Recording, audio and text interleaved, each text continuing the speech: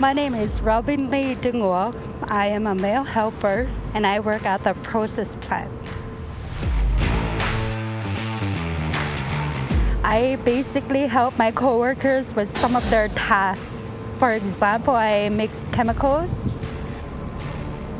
hose the floor, and drive some mobile equipment, the forklift, or the telehandler.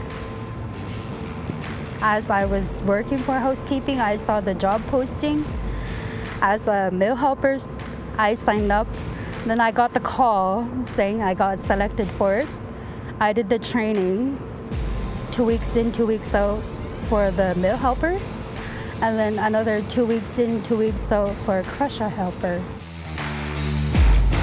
What I like about my job is I like working with the right crew, driving the mobile equipment, and mixing chemicals.